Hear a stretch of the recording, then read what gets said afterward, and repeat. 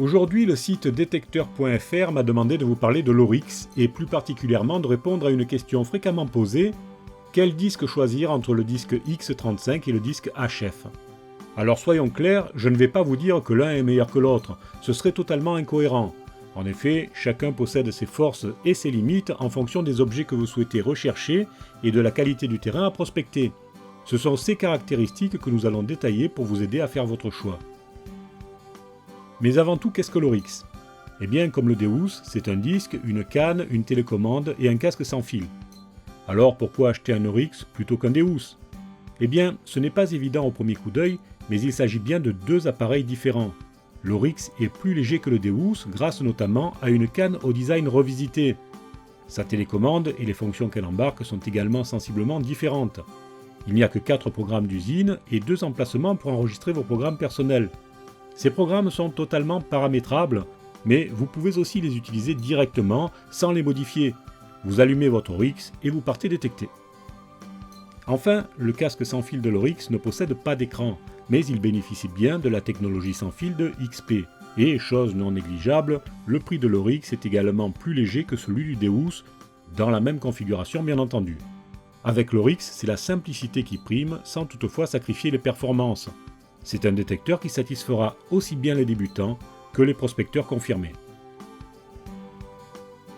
Mais revenons-en à nos disques X35 et HF. Les reconnaître n'est vraiment pas compliqué. Les disques X35 sont noirs, les disques HF sont blancs. Bien entendu, les différences ne s'arrêtent pas là. Les disques X35, dont on peut dire qu'ils sont les disques standards, existent en 3 diamètres, 22,5 cm, 28 cm et 28 par 34 cm. Plus le diamètre du disque est important et plus la profondeur de recherche est grande.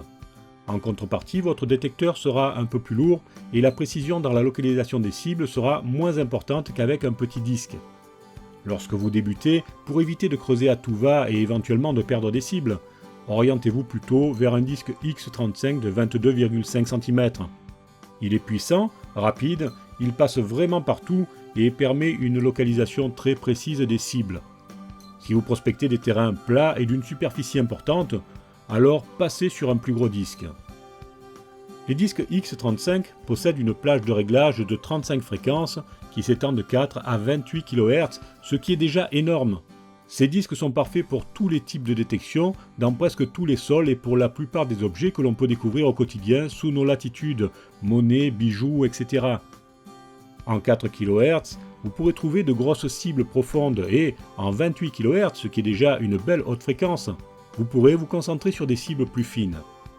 Si par contre vous envisagez de rechercher de tout petits modules, comme des paillettes d'or, de tout petits bijoux, des monnaies fines sur des terrains pollués ou très minéralisés, alors mieux vaut porter votre choix sur un disque HF. Dans cette catégorie, vous trouverez 2 disques différents, un disque standard de 22,5 cm et un disque elliptique de 24 par 13 cm. Le disque de 22,5 cm fonctionne sur une plage de fréquence allant de 13 à 59 kHz. C'est énorme. Ce disque est léger, efficace et vraiment très performant. Mais XP ne s'est pas arrêté là. Le fabricant propose également un disque elliptique qui fonctionne sur une plage de fréquence comprise entre 13 et 81 kHz. C'est un véritable briseur de minéralisation.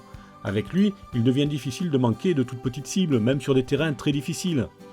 Attention, en contrepartie, n'oubliez pas que plus la fréquence augmente, et plus les possibilités de perdre de grosses cibles profondes sont importantes. Vous l'aurez compris, chacun de ces disques apporte un plus incontestable dans son domaine de recherche.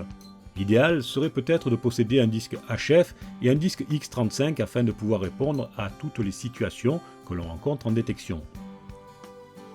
Il reste enfin un élément attaché à l'Oryx dont je ne vous ai pas encore parlé, il s'agit du pinpointer MI6. Les pinpointers vous connaissez probablement, ce sont des localisateurs de poche qui permettent un repérage très fin et très précis des cibles. La particularité du MI6 de XP, c'est qu'il est totalement intégré dans l'architecture de l'Oryx, comme dans celle du Deus d'ailleurs. C'est-à-dire qu'il peut s'utiliser de manière indépendante et autonome, ou bien couplé à la télécommande. Il devient alors bien plus qu'un simple accessoire. Grâce à la télécommande, vous aurez accès à de nombreux réglages et vous pourrez même le localiser si vous le perdez. Le MI6 est un appareil étanche jusqu'à 6 mètres dont la batterie peut durer jusqu'à 60 heures. C'est vraiment un accessoire très utile.